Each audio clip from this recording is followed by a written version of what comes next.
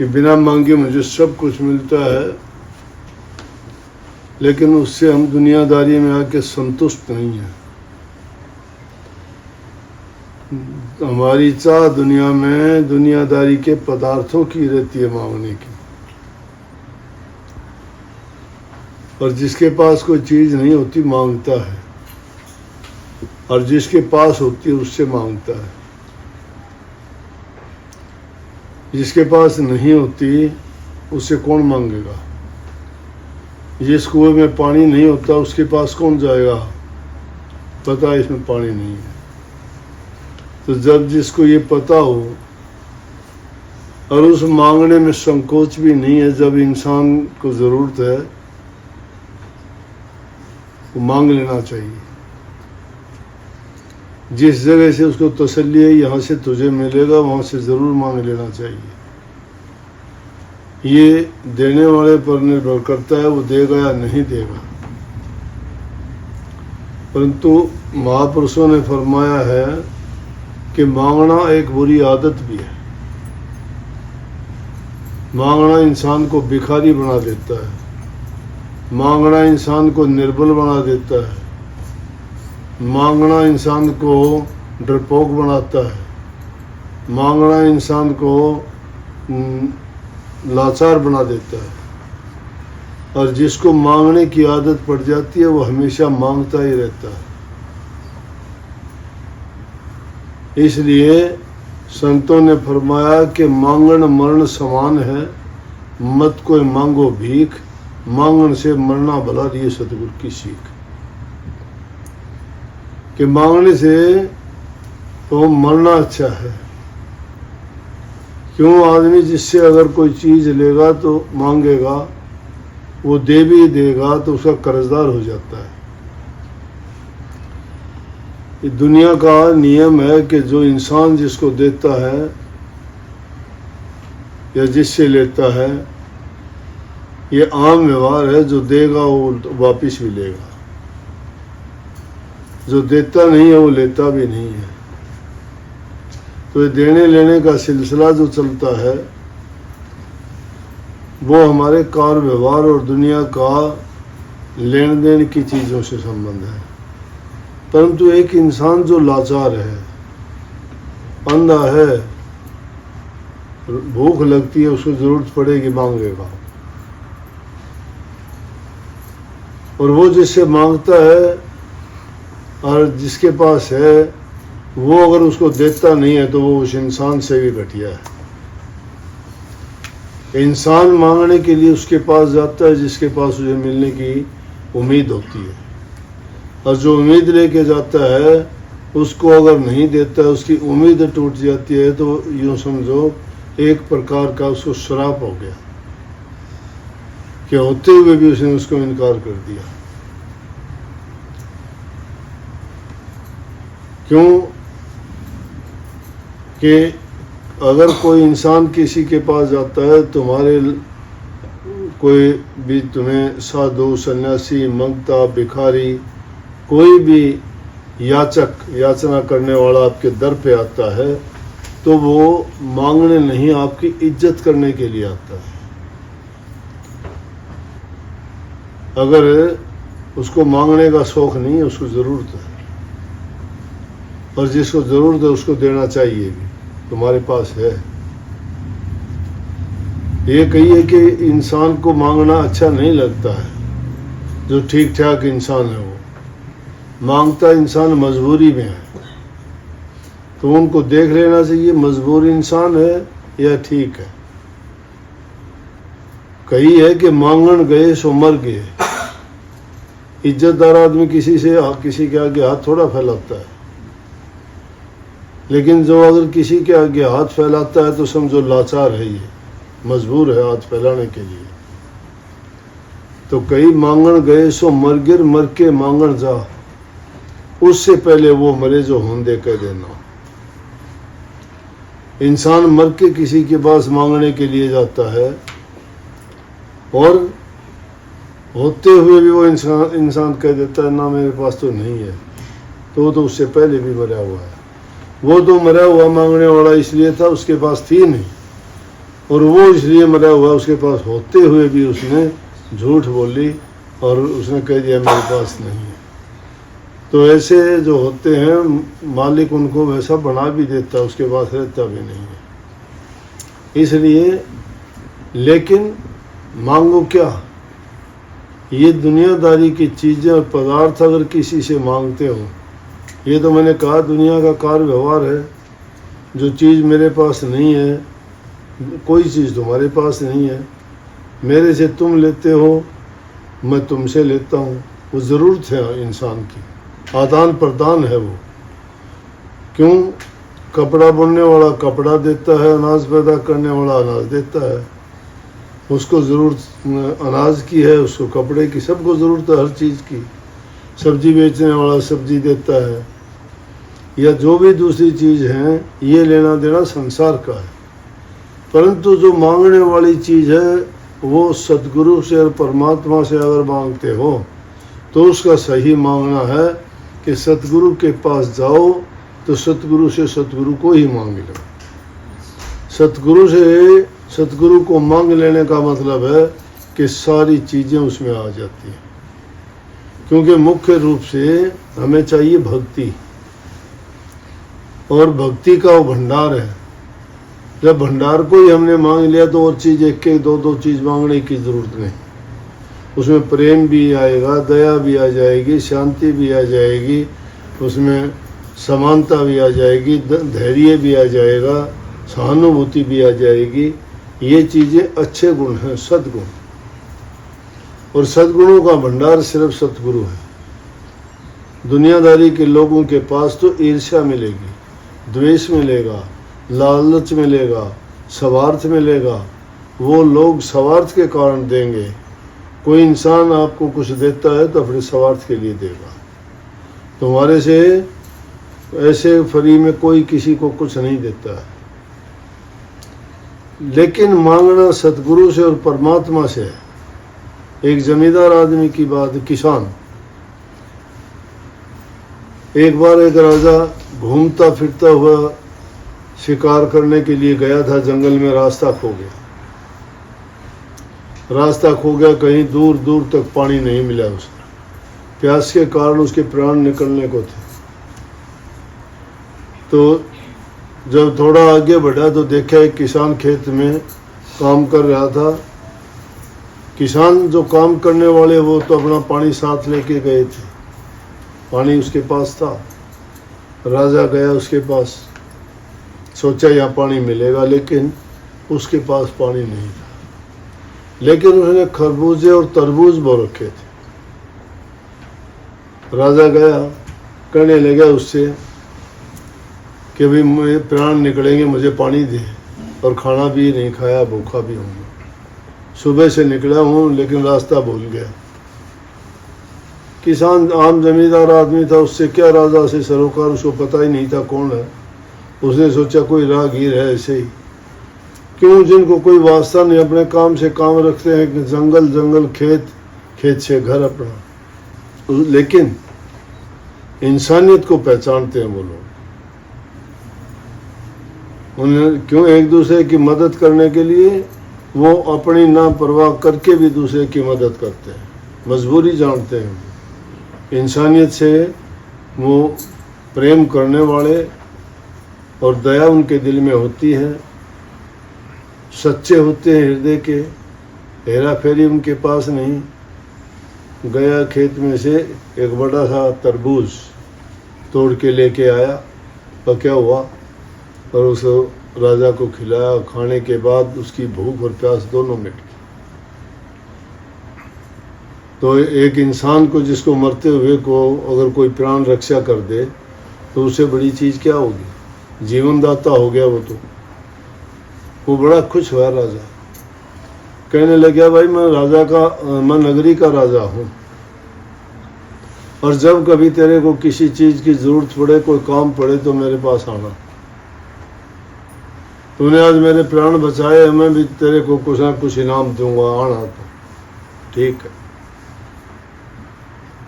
काफ़ी दिन गुजरे, एक दिन वो खाली था, उसने सोचा आज राजा से ही मिल के आऊँ। उसने कहा था कि भाई किसी आइए मैं तेरे को जो है कुछ ना कुछ तेरी सहायता करूँगा, तुझे कुछ दूंगा। गया, राजा मुसलमान था, तो उसने जब जाके देखा तो राजा नमाज पढ़ रहा था। तो नमाज जो पढ़ते हैं घुटने टेक के सिर झुकाते हैं, उसको क्या पता क्या नमाज होती है, क्या पूजा होती है, क्या यह गवन होते हैं, कुछ नहीं पता था उसको। सीधे साधे आदमी होते हैं। गया दरबार में जाके देखा, सामने देखता है तो राजा तो कभी झुकता है, कभी खड़ा होता है, कभी झुकता है नमाज पढ़ते वक्त। वहाँ दरबारियाँ उसे कहने लगे, भाई क्या हो गया इसको, कौन है ये? बोला राजा। बोला क्या इसके पेट में दर्द है? बोला ना। तो क्यों इतना दुखी क्यों है ये? बोला बेवकूफ़ है, तुझे पता नहीं ये अल्लाह ताला की खुदा की नमाज अदा करता है, और बेवकूफ़ तुझे बोलने की तमीज़ नहीं है या मजाक करता है? बोला नहीं भाई मुझे पता नहीं था। बोला क्या बात? बोला राजा कह के आया था मेरे से मिलने। तो बोला रुक भाई, नमाज अदा करने के बाद तुझे मिलवाएंगे। जब नमाज अदा कर ली तो राजा ने बुलाया उसको, बोला पहचान लिया। बोला हाँ भाई बोलो कैसे आए थे? बोला बस राजा ऐसे ही आ गया था। बोला ऐसे ही? अरे कोई काम था, कैसे मैंने आपको पहचान लिया है, तूने मेरी प्राण रक्षा की थी, बता कोई काम हो तो मैं तेरा काम करूँगा। ना बोला राजा आया था कुछ मांगने के लिए। बोला तो मांग, क्या मांगना है? बोला ना मैं नहीं मांगता। बोला क्यों, आप क्या कर रहे थे ये? बोले मैं तो नमाज अदा कर रहा था खुदा की। बोला किस लिए, क्या होता है वो? बोला नमाज अदा ऐसे ही करते हैं कि उस खुदा से मांगते हैं, इतनी लंबी चौड़ी प्रजा है कि मालिक की इस प्रजा की देख रेख करने के लिए, उनको ठीक ठाक रखने के लिए आप जो है मुझे इतनी शक्ति देना, कोई गलत काम ना हो, ये ना हो, वो ना हो। वो बातें गिनाई। बोला जी ठीक है फिर राम राम। बोला मांगा नहीं तूने कुछ भी? मेरा जिससे तूने मांगा था उससे हम भी मांग लें। तू ही मांगता है, तू किसी से मांगता है? तेरे से मैं क्या मांगूंगा? जिसे तू मांगता है उससे मैं भी मांग लूंगा, क्योंकि राजा ने उसको बताया था सारी दुनिया को वो देता है। तो दुनियादारी के लोग क्या देंगे? उससे मांगो जो सब कुछ देने वाला है। उस सब कुछ देने वाले कोई भूल जाते हैं अपना कर्म कांड के कारण। इसलिए मांगना किस चीज का है? मांगो भक्ति मांगो। जब भक्ति मांग लोगे तो सभी चीज उसमें आ जाती है। सब की सब चीज इंसान की संतुष्टि में है। जितने भी कार्य किए जाते हैं इंसान अपनी खुशी के लिए, संतुष्टि के लिए करता है, लेकिन संतुष्टि किसी चीज़ में, दुनिया के पदार्थ से कभी संतुष्ट नहीं होता। न धन वाले सुखी हैं, न संतान वाले सुखी हैं, न महल मकानों वाले सुखी हैं, न निर्धन सुखी हैं, न स्वस्थ है वो आदमी सुखी हैं। सब के सब जिसको भी देखोगे दुनिया में, कोई किसी रूप से, कोई किसी रूप से दुखी है। जिसको भी पूछोगे कोई ना कोई ऊपरी दिखावा कह देंगे, लेकिन कोई ना कोई एक ना एक तकलीफ सबको लगी है। कहीं भी है महापुरुषों ने कि दे धरे का दंड हर सबका हुको हो, ज्ञानी काटे ज्ञान से मूर्ख काटे। कि शरीर धरने का कारण क्या है? कि शरीर भी किसी का कर्जवान है। ये भी कर्जा है हमारे सिर पर, और उस कर्ज को उतारने के लिए ही हम आए हैं। और वो कर्ज कोई बेटा बन के मांगता है, कोई बहू बन के मांगती है, कोई माँ बन के मांगती है, कोई पिता बन के मांगता है, कोई मामा, रिश्तेदार, नातेदार, दुनियादार, मित्र, सखी, संबंधी बन के हमारे से मांगते हैं, और हम भी उनसे मांगते हैं। वो भी हमारी तरह से कर्जदार हैं। किसी को कुछ तो किसी को कुछ देना लेना पड़ता है इस दुनिया में आके। एक बहुत बड़ा प्रकांड पंडित था, और पंडित से लोग पूछने के जाते कि पंडित जी कोई मुहूर्त बताओ, शादी का मुहूर्त बताओ, मकान बनाना उसका मुहूर्त बताओ, ये काम कब करें, बैठे रहते लोग, सबको बताता वो, और वो उसको सबको ये बातें बताता, लेकिन उसकी घरवाली उसको गाली दे के बोले, लोग सुनते।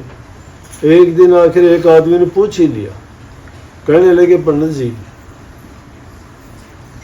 आप दुनिया को तो मुहूर्त बताते हो कि उस टाइम पे ये करना वो करना, किसी को कहते हो भाई तेरा कर्म का कर्जा ये हो रहा है वो हो रहा है, उतारो उसको। बोला लेकिन आप औरों की ये ज्योतिष देखते हो, आपने अपनी ज्योतिष देखी कभी कि आपकी पत्नी आपको क्यों गालियां देती है? बोले हाँ भाई देख रखी है मैंने वो। बोला के कारण, कौन सी ऐसी बात है?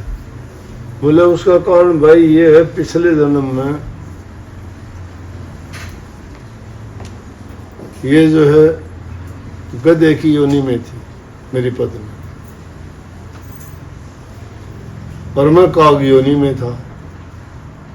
ये हमारा एक जन्म नहीं है, जन्म जन्मांतरों से चलते आ रहे हैं। बोले अच्छा। बोला तो इसके पीठ पर घाव था, तो मुझे कुछ नहीं मिलता तो मैं आके इसकी पीठ पर बैठ जाता, ठूंगे मार मार के इसका मांस खाया करता जिंदगी का, गधे का। तो ये दर्द के मारे उछलती थी, बहुत पीड़ा होती थी, लेकिन इसके हाथ क्या था, क्या करती है, पूंछ हिला ले ज़्यादा ज़्यादा या उछल कूद के भाग के पीछा छुटा ले, लेकिन मैं पीछा छोड़ता नहीं था, बार बार इसको चोंच मारता था और इसको दर्द होता था।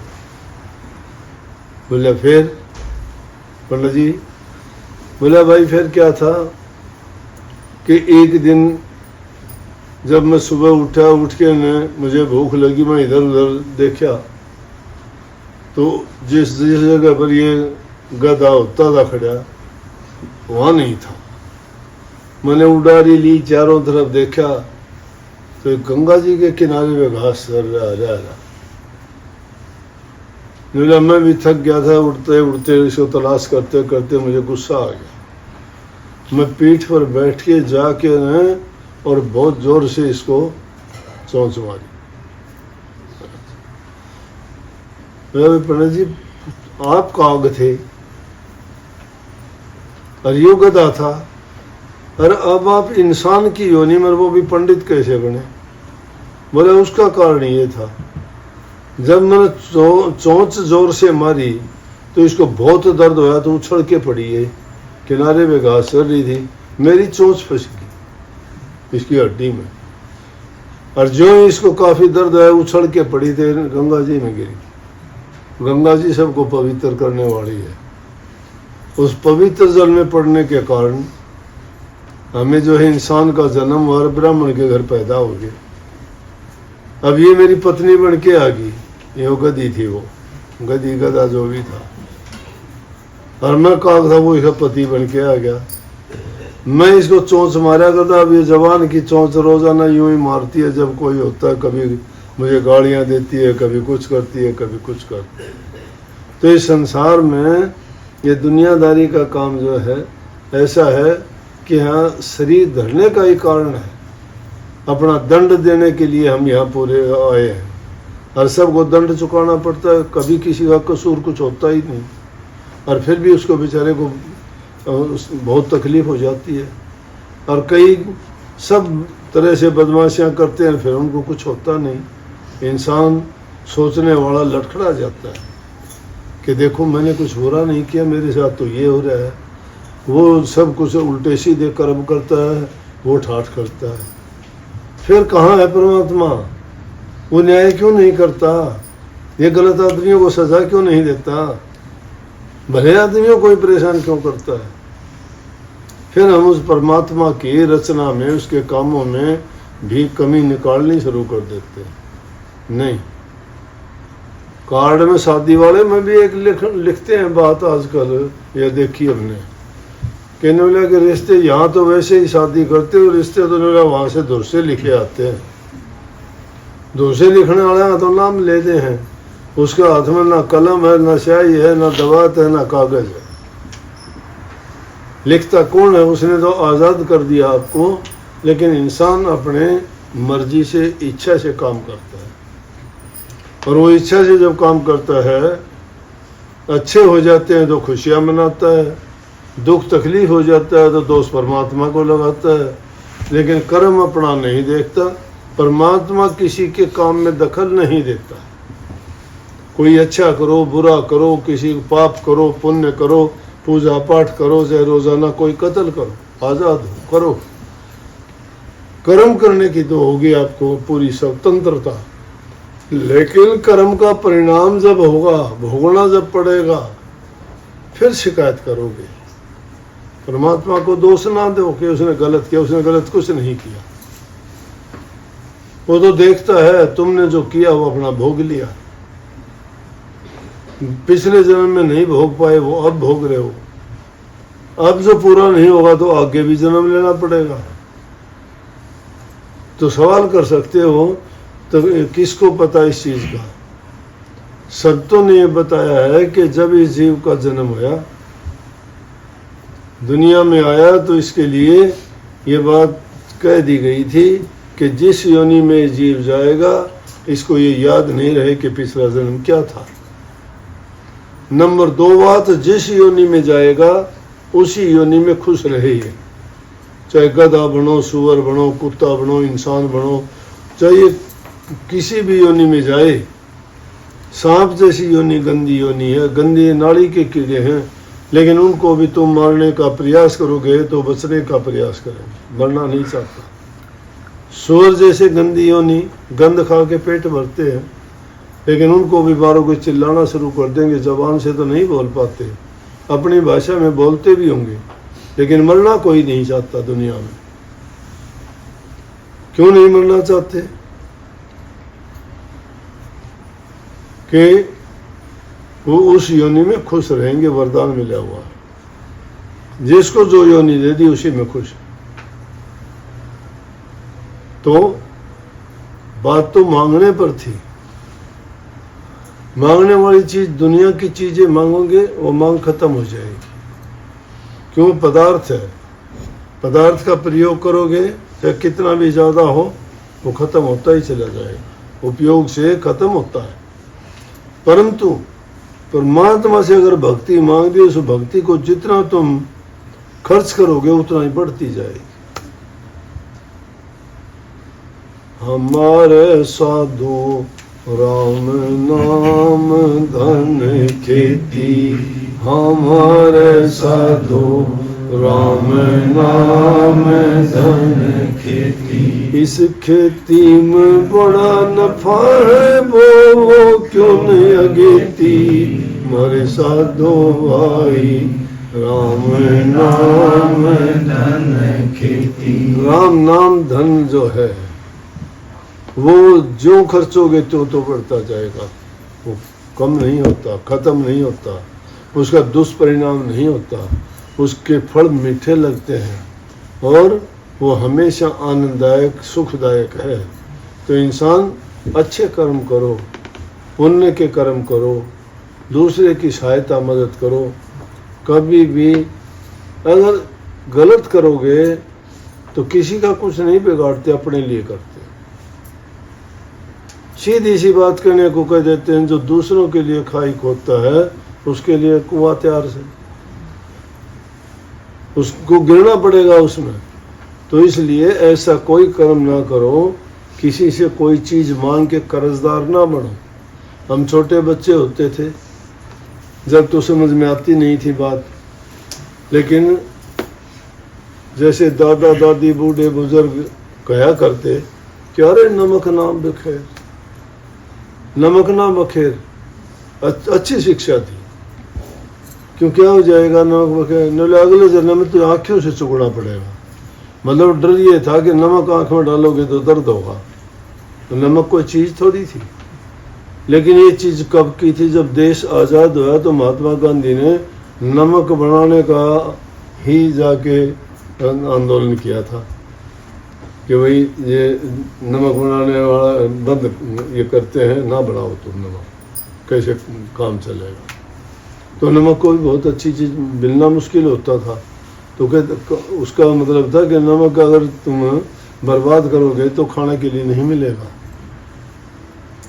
उसको रोकने के लिए डर ये दिखाया गया कि अगले जन्म में, या फिर गौ माता के बारे में कहते थे, अगर कोई गाय को, हम छोटे बच्चे थे, मारने को दौड़ता, मारिए ना, मर जाएगी ना, तो इसका पुच्छड़ गल में घाल के गंगा जी जाना पड़ेगा। ये डर दिखाए जाते थे। और क्यों कि गाय को माता कहते हो तो गाय को तो पूजना चाहिए, मारना नहीं चाहिए। उन कर्मों से बचो। ये निषेध कर्म है, पाप कर्म है, वो किसी दूसरे के लिए नहीं, हमारे लिए। अगर हम बुरा कराएंगे तो बुरा भोगने के लिए भी तैयार रहो। लेकिन अगर किसी का अच्छा करते और तुम्हारा कोई बुरा, घबराने की जरूरत नहीं। जो तो को कांटा बोवे तू बोवा को फूल, तेरे तुझको फूल मिलेंगे अरबा को है त्रिशूल। ये मत जान हिसाब नहीं है, लेखा ब्याज और मूल लेखा है, उसके नियम बड़े तकड़े हैं, सब नियम लिख रखे हैं। टिक मार्क करना पड़ेगा बस कि इसने ये किया, इसने ये किया, इसने ये किया। उसका लंबा चौड़ा सिलसिला है। इंसान की तुच्छ बुद्धि है, समझना बड़ा मुश्किल है।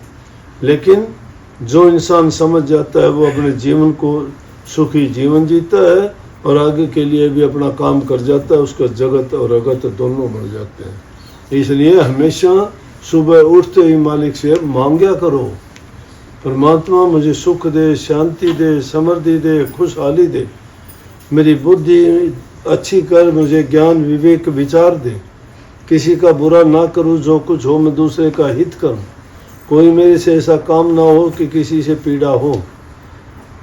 समझ गए? जो पर पीड़ा को समझता है वो आदमी ही दयावान है, और पर पीड़ा को नहीं समझता वो आदमी बेपीर है। इसलिए ये काम तो, अगर भक्ति का कोई भी तुम नाम नहीं जानते, तरीका नहीं जानते, पूजा पाठ नहीं जानते, यज्ञ हवन नहीं जानते, लेकिन ये चीज़ तो जानते हो कि सुबह उठ के दूसरे के लिए नहीं, अपने लिए मांग लिया करो। मांगो जरूर मांगा करो, उसके भंडार में कभी नहीं है।